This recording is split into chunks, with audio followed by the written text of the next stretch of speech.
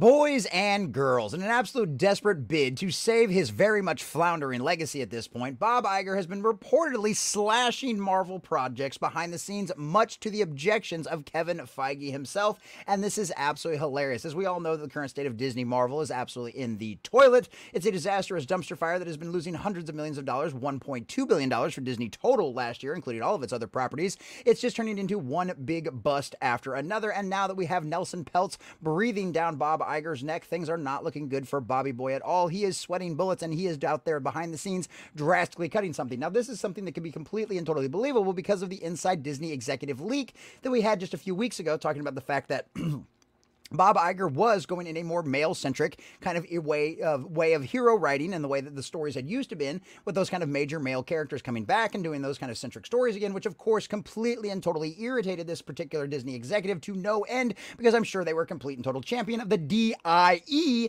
initiatives that Disney has been pushing, which has done nothing more than kill its company, thus the way we do the acronym around here. So this is absolutely hilarious, and I think this is completely and totally believable, and it's more joyous signs that shows you Disney knows Disney is desperate, and they know they're in a very, very bad spot. And it's just one more sign of burn, Disney, burn. So we're going to get into it, and I cannot wait to see it. And if you haven't already, make sure you smash that like button. Marvel reportedly cans Ant-Man 4, Captain Marvel 3, and Eternals 2. And it was so funny because initially all we'd heard about yesterday was like the Eternals 2 thing that was coming out. It was all over the social media, and there was all these people wanting money. Oh, but Eternals 2, there's so many fans out there that want to see the Eternals 2. Really? Where were all those fans that show up to a movie that absolutely bombed at the box office and caused the Disney Marvel hundreds of millions of dollars? Where was that at? Because that movie did not save lives like you all said it was going to. No. That did not happen in any way, shape, or form. So as it says here, Disney CEO Bob Iger said to have personally shut down Eternals sequel for fear it would have been a guaranteed bomb. And why would he not think that?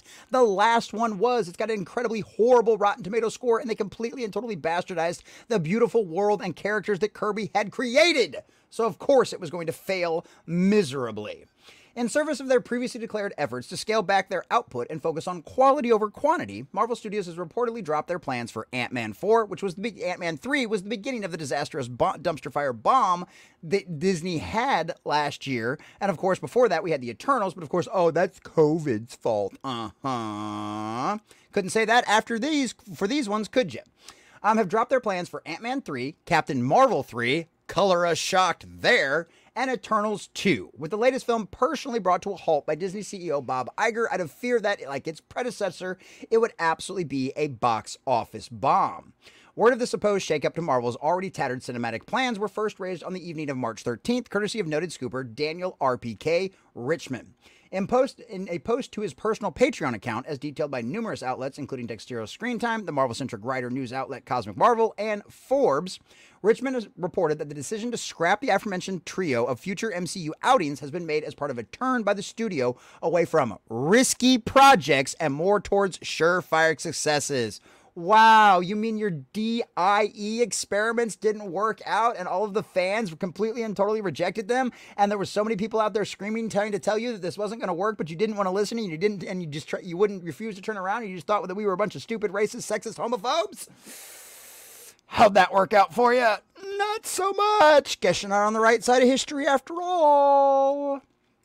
Further, the scooper also claimed that though Marvel Studios boss Kevin Feige was apparently gung-ho on pushing through with a second Eternals film, despite the poor reception of the first, he was ultimately overridden by Iger and his assumption that the sequel would be likely to turn out to be another Marvel box office disaster, which, if true, means due credit must be given to the embodied head of Disney for a rare but deserved, if not easy, W. And hey, like I've said many times before, Bob Iger is desperate to salvage his legacy. He was supposed to retire as one of the greatest heads Disney had ever seen, even though the only thing that man is responsible for is buying a bunch of crap that ended up costing the company money. Star Wars has been an absolute net loss, but hearing how much money they bought to buy, how much money they spent to buy it, and then how much money they've spent on every product that's coming out that has failed miserably and either been a box office flop or completely and totally failed them on their Disney streaming services. It's been an overall negative net loss. And at this point, I don't know how much exactly the Marvel Fox thing kind of did them, or the Marvel deal did them, but literally at this point, you could almost say they probably had a net negative, especially when you factor in like inflation and stuff like that.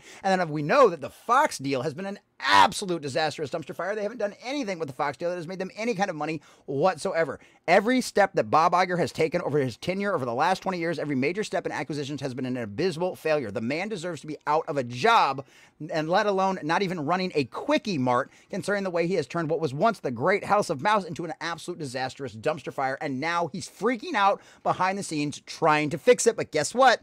A little too late at this point, Bobby boy. Further, the scooper also claimed that though Marvel Studios boss Kevin Feige was apparently gung-ho, we talked about that, easy win.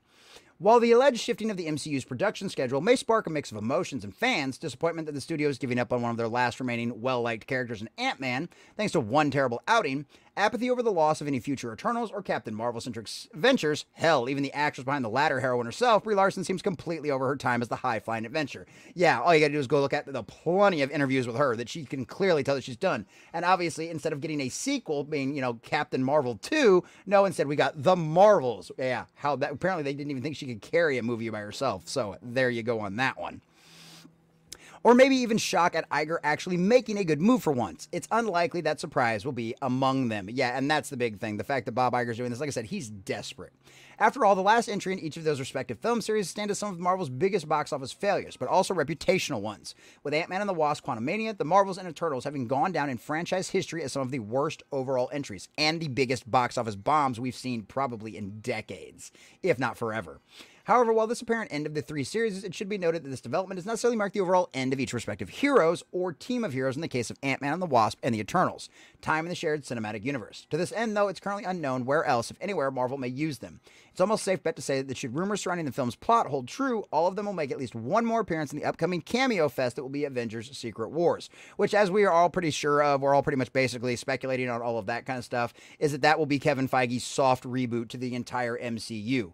And that's one of the things that's probably what's going to end up happening. That's what he's going to try to do, is just purge everything that's not working, keep around the things that do. But like I said, it's too little too late. They have screwed this up to 9 ways to Sunday. They have insulted all of their fans. They have turned their backs on the fan base that made Marvel great. The comics did it first, and now Disney, Marvel eventually ended up falling into the exact same suite as that. Now, whether or not this reboot is going to work, I don't know. It did okay for some of these comic book companies back in the day, but it was never the same as what it was before. And most people say that a lot of time it fell off. There was occasionally a few good storylines, and that's what we might get from this. We might eventually get a few good movies like Deadpool 3 or Guardians of the Galaxy 3. We might end up getting a good movie here or there, but overall, the MCU as the titan of cinema industry has fallen. It has lost its luster. People don't just automatically trust it anymore just because it's a movie that's got Marvel labeled on it anymore. That trust is gone. Fans are beyond burned once, twice shy at this point. That's why you saw Guardians of the Galaxy's opening weekend be so weak, because nobody trusts them anymore. But word of mouth got around, and it ended up having really great legs and ended up doing really well. And that's what's going to continue to happen for every Marvel movie going forward from here on out.